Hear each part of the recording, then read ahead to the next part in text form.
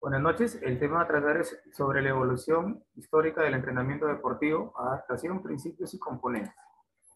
Bien, a mediados de 1850 utilizaron la palabra entrenador en las universidades inglesas para referirse a una persona que ayuda a los estudiantes en su preparación para los exámenes. El entrenamiento vino de la mezcla de los deportes y el mundo de los negocios. Aquí aparece Tim Galway con su juego de tenis de fondo, en el cual une lo que es el deporte con el mundo de los negocios. En la prehistoria, los motivos que movilizan al hombre a practicar el ejercicio físico eran la búsqueda de la seguridad, de la subsistencia y de la potencia.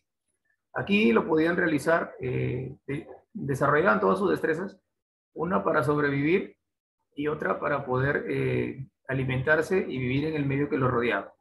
En principio aparecen unas prácticas corporales relacionadas con la religión y la caza. Pero a medida que llegaron los primeros pobladores, se dio lo que era una técnica sobre las guerras, ¿no? En la edad antigua había preparación física, técnica, táctica, igual que hoy en día. Lo único que cambiaba el objetivo. Su objetivo era la belleza corporal. En Grecia tenían un sistema de competición estable que permitía demostrar las habilidades. Aquí tenían los Juegos de Olimpia, que se realizaba cada 4 o 2 años, y los Juegos de Delfos, cada 2. Y al ganador, pues, les daban un mejor estatus de vida y una situación económica mucho mejor. En el Renacimiento, con el Renacimiento humanístico se entiende a lo clásico y a lo natural. El deporte al servicio y el carácter era el lema. Aparece la figura de Rousseau, quien nos decía que el niño aprendía a través de la naturaleza, que era su medio de origen, de subsistencia.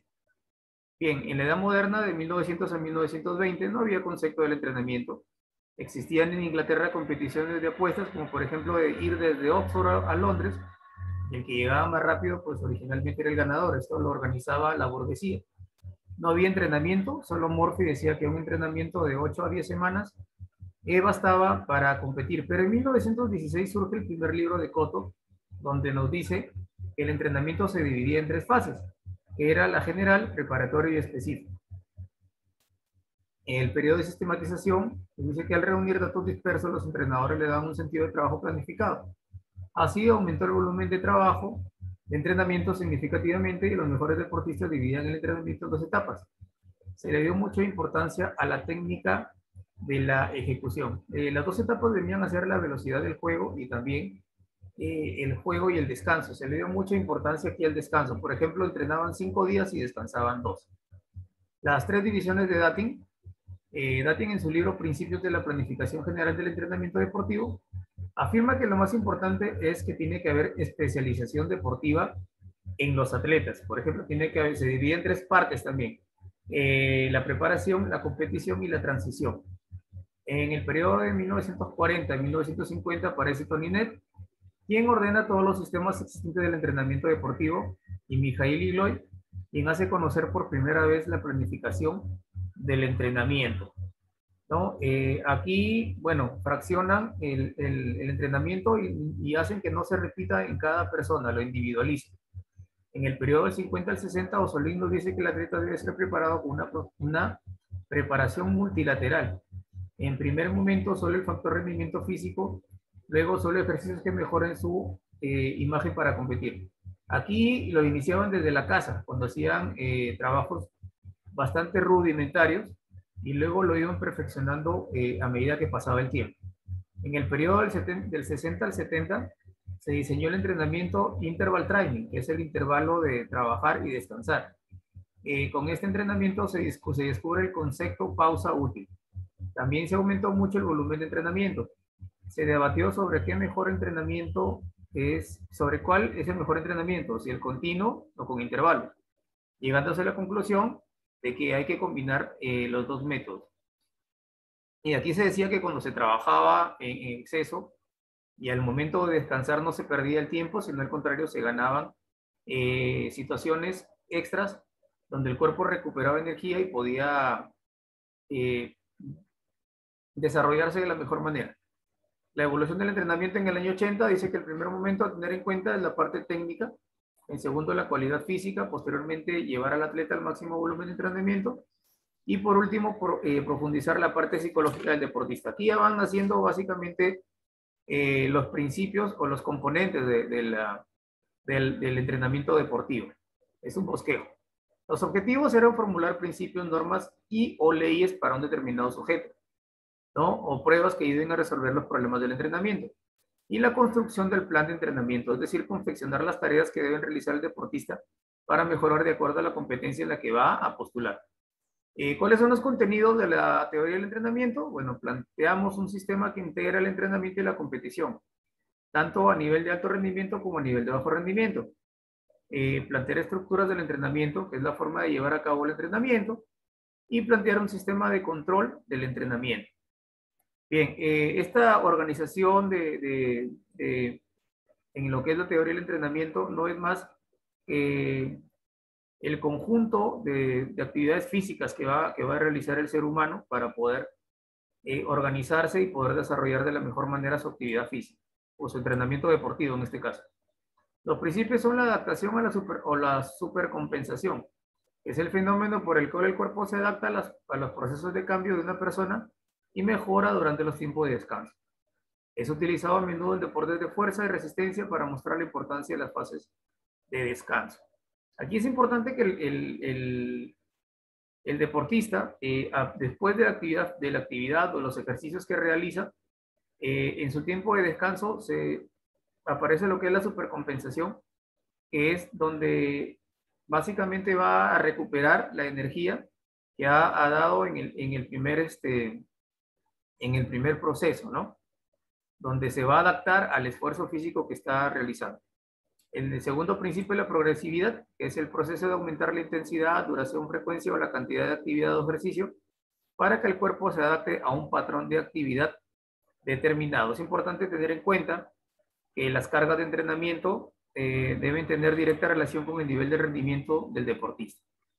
El principio de continuidad, el ejercicio ha de ser realizado de una manera habitual y repetida para que se produzcan cambios positivos en el organismo. Como su nombre lo dice, tenemos que realizar continuamente estas actividades de forma diaria para que se le hagan un hábito en este tipo de entrenamiento al deportista. La multilateralidad, para un óptimo rendimiento es necesario que el entrenamiento esté orientado hacia el desarrollo simultáneo de todas las capacidades y habilidades motrices, para formar una base que permita una correcta especialización y un desarrollo armonioso del cuerpo. Aquí, bueno, se tratan de desarrollar todas las habilidades motrices y las capacidades físicas. El principio de alternabilidad, cuando planificamos nuestro entrenamiento, debemos alternar las cargas de trabajo.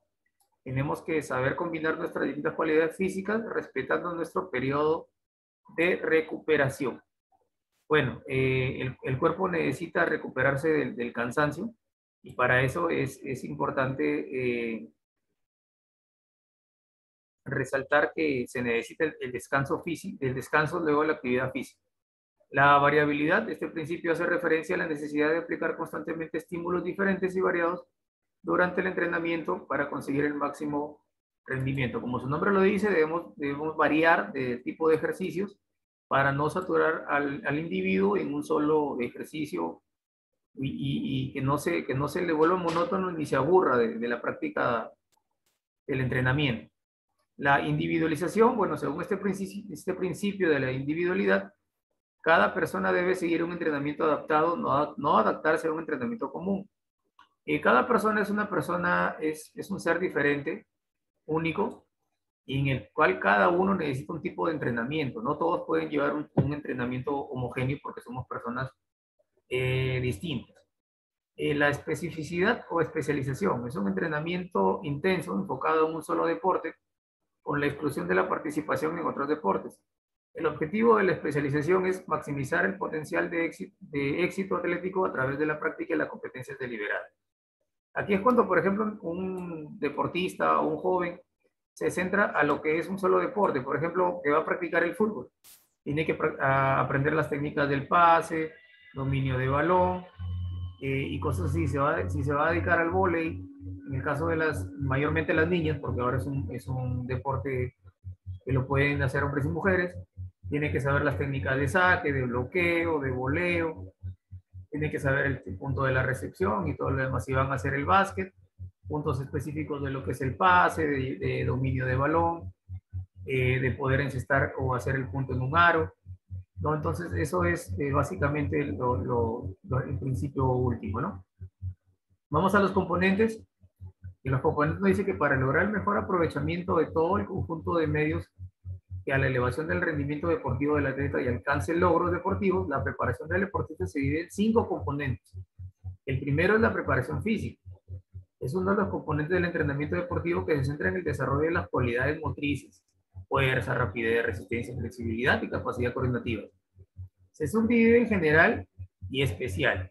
La preparación física general consiste en el desarrollo de las capacidades físicas que no son específicas del deporte dado, pero cuyo desarrollo influye directa o indirectamente en los éxitos de la actividad deportiva. La formación general del deportista es una condición indispensable para conseguir rendimientos deportivos. Y la preparación física especial está destinada a desarrollar las cualidades motoras de acuerdo con la exigencia que plantea un deporte concreto y con la particularidad de la actividad competitiva determinada.